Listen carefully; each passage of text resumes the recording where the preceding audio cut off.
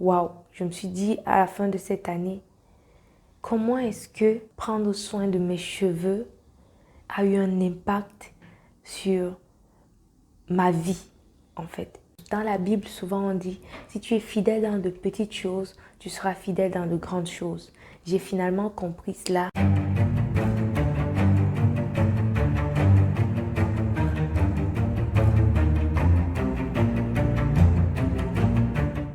Je suis en train de faire cette vidéo très tard dans la nuit parce que il m'est difficile actuellement de filmer à cause de mon bébé qui veut passer devant la caméra. Donc ça devient compliqué pour moi de faire une vidéo actuellement. Mais j'ai tenu à faire cette vidéo parce que je veux que la première vidéo de l'année soit une vidéo qui fasse le résumé de mon année précédente. Donc, je vais t'expliquer en quoi est-ce que cette année est une année spéciale pour moi et pour mes cheveux. Je vais commencer la vidéo par te faire un petit récapitulatif très important pour que tu puisses comprendre la fin de mon histoire. Donc, nous étions en décembre 2021 lorsque j'ai pris la décision de prendre soin de mes cheveux de manière régulière. Et j'avais donc décidé pour cela de faire une série de challenges. Pourquoi les challenges? J'ai décidé de faire les challenges tout simplement parce que je savais que si je voulais juste prendre soin de mes cheveux, il fallait que quelque chose me motive. Et comme je voulais être motivée, il fallait donc que je me crée des challenges courts pendant certains temps pour pouvoir respecter justement cette régularité dans les soins. Maintenant, sachant donc que je ne pouvais pas me motiver toute seule si je faisais les challenges seule, j'ai décidé donc de faire mes challenges publiquement. J'ai commencé le premier challenge sur Facebook, le deuxième challenge il était au fenugrec, le challenge au fenugrec que j'ai fait sur la page YouTube. Le dernier challenge était le challenge d'hydratation qui était toujours posté sur YouTube. Donc si tu veux voir tous ces challenges là, va dans ma playlist challenge, tu vas voir tous les deux challenges que j'ai eu à réalisé ici sur la chaîne. Donc le but du challenge public était en fait d'être motivé en sachant que j'ai promis de faire des choses aux gens en fait, en sachant que les gens sont impliqués même dans le challenge. Cela me conditionnait, cela faisait en sorte que je ne puisse pas me décourager ou me laisser emporter par la flemme. Si tu veux te lancer dans l'aventure capillaire et que tu as beaucoup de flemme, ne t'inquiète pas, je t'assure, fais des challenges parce que les challenges justement permettent d'être en contact avec d'autres personnes et justement ce contact avec d'autres personnes là te fait comprendre en fait que te montre que tu n'es pas seul dans ta quête, que tu n'es pas seul dans ton aventure. Maintenant, vous savez clairement que lorsqu'on se fixe des objectifs, il y a la théorie et il y a la pratique. Donc pendant cette période, j'avais beaucoup de difficultés à atteindre mes objectifs.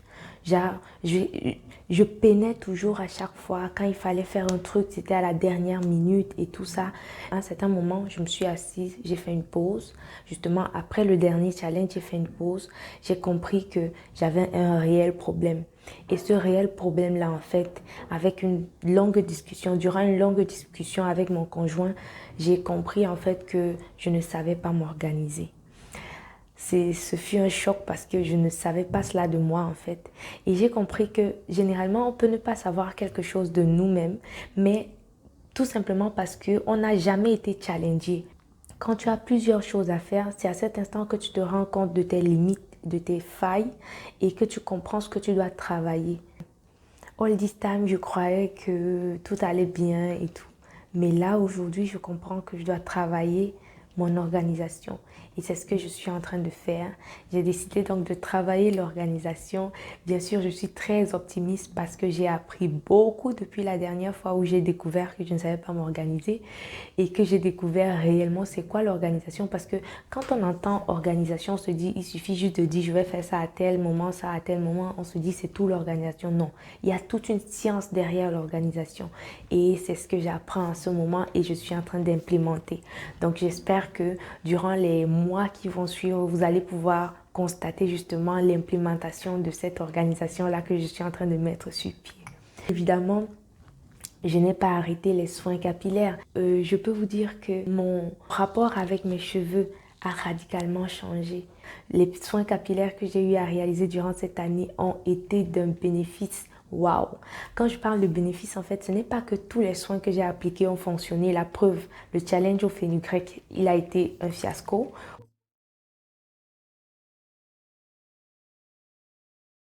Vous avez vu les répercussions sur mes cheveux, c'était catastrophique. J'ai eu terriblement de casse. J'ai eu énormément de casse que je ne savais même pas que j'allais pouvoir retrouver mes cheveux en santé comme actuellement là. Je ne savais pas. Mais en fait, tous les échecs que j'ai rencontrés durant cette année vis-à-vis de mon aventure capillaire m'ont permis de comprendre un certain nombre de choses très importantes pour la suite de mon aventure capillaire. La première chose que j'ai compris durant cette année justement, c'est que la régularité dans les soins, c'est la clé. Si tu n'es pas régulière dans tes soins, laisse-moi te dire que tu n'auras aucun résultat. Disons, mais par rapport à cette régularité-là, je voulais soulever un point très important que j'ai constaté. Quand tu vas sur les réseaux sociaux, ma page Facebook et tout le reste, tu constates que quand tu ouvres une foire aux questions, quand j'ouvre une foire aux questions, genre je dis posez-moi vos questions, j'essaye de voir comment est-ce que je peux apporter mon aide à toutes celles qui en ont besoin. Quand elles me posent les questions, à chaque fois que je remets une fois aux questions, je retrouve les mêmes personnes avec les mêmes questions. Je me suis assise, je me suis demandé, mais pourquoi est-ce que tout le temps, tu as les mêmes qui reviennent avec les mêmes questions? Pourtant, tu as déjà apporté des éléments de réponse à leurs questions. J'ai finalement compris en fait que le problème, c'était l'application. En fait, nous sommes nombreux à être sur les pages pour demander les conseils, mais nous n'appliquons pas les conseils qu'on nous donne. Si tu avais appliqué en fait le conseil que je t'avais donné et de manière régulière, tu serais passé à un autre niveau de ton aventure capillaire et tu aurais rencontré d'autres problèmes et les questions que tu allais me poser allaient être différentes. Donc, j'ai donc compris que la régularité dans les soins, c'est la clé. Et beaucoup d'entre nous, beaucoup de femmes disent que j'ai la flemme, j'ai la flemme. Laissez-moi vous dire que si tu attends toujours à être motivé par quelqu'un pour pouvoir faire quelque chose, tu vas pouvoir rien réaliser dans ta vie. Il faut que toi-même, à un certain moment, tu sois ton propre motivateur. Que toi-même, tu puisses te motiver de manière interne. Et pour cela, comme je disais, il faut faire des challenges. Il faut se fixer des challenges, même personnels, pour pouvoir les atteindre. C'est la seule façon pour pouvoir rester constant dans ce qu'on fait. Donc, je disais que la régularité, ça a marché pour moi et ça continue de marcher pour moi. À date, je fais mes soins chaque semaine sans sauter. Je ne blague plus avec, en fait. Et quoi de mieux? Mes cheveux sont tellement en santé. Le deuxième truc que j'ai compris durant cette année, la deuxième leçon que j'ai tirée, c'est sur la croissance des cheveux. La croissance des cheveux ne dépend pas vraiment, ou bien même si elle dépend d'un facteur externe, elle dépendra peut-être de 0,1%. Le facteur externe est un facteur qui compte pour 0,1%. La pousse est vraiment interne. La pousse est interne. Qu'est-ce que je veux dire par là? Je veux dire que si tout l'intérieur va bien, ça veut dire que vous n'êtes pas stressé, vous êtes équilibré, genre vous mangez bien, vous buvez suffisamment. En fait, tout ce qui va se passer, c'est que vos cheveux vont pousser. Bien évidemment, de manière interne, ils vont toujours pousser. Et si vous ne les maltraitez pas avec les tractions, les tresses trop serrées, tout le reste, vous allez constater la pousse. Ce qui fait en sorte qu'on ne constate pas la pousse, généralement, c'est la casse. Voilà. Je pense que c'est la casse parce que si, par exemple, tu gagnes 1 cm par mois, ce qui est déjà bien, si tu gagnes 1 cm par mois et que tu te casses plus de 2 cm par le même mois, laisse-moi te dire que tu ne vas même pas un peu constater cette évolution-là. Tu ne vas pas constater la pousse de tes cheveux. C'est quand j'ai eu mon alopécie postpartum que j'ai compris que nos cheveux poussent. Et ils poussent même sans que tu n'aies à faire quelque chose de spécial. Tu vois un peu. Parce que généralement, on a tendance à vendre les huiles et on dit cette huile, c'est une huile de croissance et tout. Laisse-moi te dire que tu vas acheter l'huile de croissance si tu ne manges pas de manière équilibrée, tu ne bois pas d'eau, tu as des carences, tu ne vas pas voir de bons résultats sur tes cheveux. Ça, c'est la vérité. Donc ça, c'est ce que j'ai compris. Maintenant, la troisième chose que j'ai retenue durant cette année, ou bien que j'ai tiré comme leçon durant cette année, c'est que tout ce qu'on vous enseigne et tout ce qu'on partage sur les réseaux sociaux ne doivent pas être pris à la lettre. Ça veut dire quoi?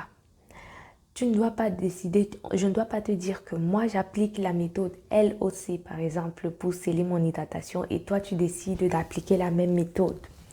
J'ai compris en fait que si tu veux te bâtir ta routine capillaire, il faudrait que tu fasses des tests et que tu testes beaucoup de choses. Tu fais des tests sur une période avec la patience bien évidemment et tu observes les résultats avant de choisir ce qui va donner pour toi ou pas. Ça, c'est ce que j'ai compris. Surtout ne pas prendre pour content ce qu'on dit. Par exemple, on va te dire qu'un cheveu fin ne doit pas être étouffé, par exemple, par les beurres et tout cela. Mais moi, je connais des personnes qui ont des cheveux très fins et qui utilisent des beurres pour sceller leur hydratation. Et ça fonctionne très bien pour elles par rapport aux huiles légères. Donc, on ne peut pas se baser sur ça pour définir sa routine capillaire parce que il se pourrait en fait que cela ne marche pas pour tout le monde de la même manière.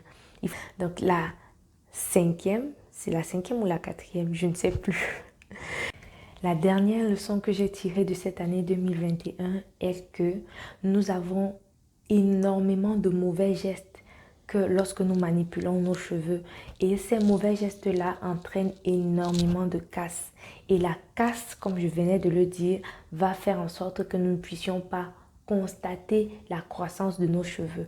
Donc, il faut travailler sur les mauvais gestes qui engendrent beaucoup de casse afin de réduire la casse. Parce que généralement, je ne pense pas que ce soit possible d'éliminer la casse, mais je pense plutôt que c'est possible de diminuer la casse. J'espère donc que pour cette nouvelle année, ta résolution capillaire primordiale sera la régularité de tes soins. J'espère aussi que tu seras régulière pour regarder ces vidéos qui pourront t'aider justement dans ton aventure capillaire et te proposer beaucoup de conseils et d'astuces pour que tu puisses prendre soin de tes cheveux toi-même à la maison. Comme d'habitude, on reste connecté sur Pretty Mélanine. N'oublie pas de vérifier si ta cloche de notification est activée afin que tu sois notifié chaque fois qu'une nouvelle vidéo va sortir. De mon côté, je me rassurerai de toujours te poster du bon contenu pour t'aider. Si tu es resté jusqu'à ce niveau de la vidéo, alors tu mérites de savoir que j'offre 4 consultations gratuites à 4 abonnés de la chaîne pour vous souhaiter bonne année. La consultation virtuelle capillaire consiste en quoi? Elle consiste à une discussion virtuelle justement via Zoom ou bien un autre moyen de communication pour pouvoir établir un diagnostic capillaire, poser des solutions, des éventuelles solutions à tous les problèmes que tu rencontres en ce moment dans ton aventure capillaire. Alors je t'invite à saisir cette opportunité en allant cliquer dans la barre de description ou bien dans les commentaires et remplir le formulaire qui se trouve juste là. Tu vas remplir toutes tes informations et je vais faire un tirage au sort pour pouvoir sélectionner les 4 abonnés qui vont bénéficier des consultations capillaires virtuelles avec moi pour cette année. Bonne année à tous et portez-vous bien. Prenez soin de vous, prenez soin de vos cheveux. On se voit bientôt. Bye!